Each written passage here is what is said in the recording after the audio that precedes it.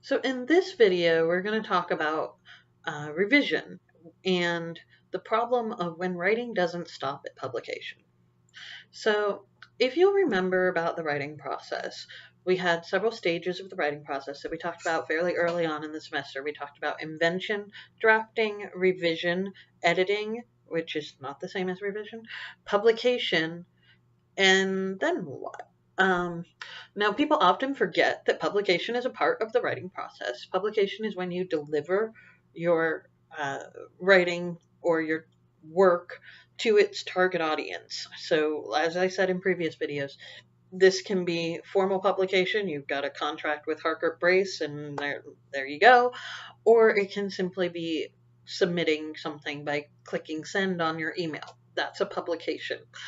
However, remember also that the writing process is not linear, it's recursive, it goes all over the place. And that means that it doesn't necessarily stop at publication. You deliver it to your audience. Maybe it was effective, and maybe your audience comes back and says, hey, I think you should reach this other audience as well, but to do that, you'll need to turn it into this other thing. Well, now you have a revision project. Now you have to somehow change it. For instance, one really common revision that happens in academic writing is you write a research paper, you you write a conference paper, you deliver it to the conference, you get feedback from the people at the conference, and they say, hey, can you turn that into a journal article? I think it would fit really well with this journal, and you should submit it there. So you go through and you're like, I need to change it because I originally wrote it in MLA style and now it needs to be in Chicago style or something like that. And then also remember we said that the formal research report for the journal is typically 20 to 25 pages, where your typical conference paper is 8 to 12 pages. Well, I need to double my paper now. So I can't just, make stuff up. I'm going to have to get into more detail or add more sources or do something to double the length of the paper. It can go the other way around too. Maybe you've published a paper and you realize that you need to reach a popular audience with that. So you need to turn it into a YouTube video, or you need to turn it into a magazine article or something like that. So it's actually really common to publish a thing, deliver it to your audience, and then realize you have to deliver it to a different audience or put it in a different medium. It can be kind of stressful, especially if you're a one draft writer where you're like, I'm done. And then someone says, okay, you're not done. So what do you do in that situation? You can go back to invention, where you start brainstorming, okay, well, what are my parameters, and what are my main points, and what is my rhetorical situation? You can go back to those invention strategies. You can go back to drafting. I, as a very strong one draft writer for a lot of things, I really hate revision. It stresses me out to open up a document and say, I need to make a change to this. So what I do is I open up a new document, and I have both documents side by side. Either I printed out the old one, or I use the option in Windows 10 to put things side by side. Or if I'm lucky enough to be working at a workstation that has two screens, that works too.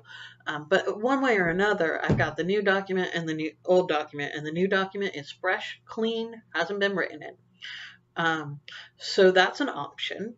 So you can go back to that drafting phase when you felt like everything was new and fresh. Or if you're comfortable with it, you can go back to revision and start reordering things, or just adding material or taking away material as needed. So you remember, you can enter the writing process at any stage. And so what you have to do at this point is just think of publication no longer as final, but as just one more stage in the writing process, and that the writing process is not linear but recursive. So a few things to keep in mind as you revise something you've already published into something new. Your audience has probably changed with the new genre. So whatever your target is, It probably also changes your target audience. And so you have to take your audience into account. Maybe you've got a great idea and you've written it for parents, but you also want to write it for the kids too. Well, now you have a completely different audience with a completely different set of expectations and abilities. So your audience may have changed. In fact, it probably has. Your genre has probably changed. And so a lot of other things might have changed, such as the length, the medium you're working in, the style you might write in, how formal or not formal you want to be.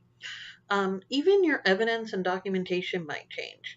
So, in, say, this blog assignment you're working on, documentation in a formal blog is often just a bullet pointed list of references at the end, and all you really need is the author's name, the title, maybe the year, and if it's a website, a link to it. So, another common way of citing in blogs, if all your sources are websites, is links to those websites. And when blogs that do this normally do that and they have something that's not a website, like they have a book, they might link to the Amazon page for that book so that the reader has some way of accessing that information. But that's completely different than the formal parenthetical citations and works cited citations that you're used to doing for academic writing. That doesn't mean that the need for evidence and documentation has gone away. It means that it has changed. This is also why it's a really good idea to keep good records, notes, bibliographies, and outlines, because as you're trying to anticipate these changes in audience and genre expectation and medium and all that, you can also go back to those notes and find that information as you need it. So until, until you've turned your back on that project completely, you don't get rid of anything. And honestly, with how cheap and easy it is to get more data, um, there isn't really much reason to get rid of any records at this point. Just try to keep them fairly organized. Label them clearly. Don't just label it English project. Label it with a title that will make sense to you later when you have to come back to it.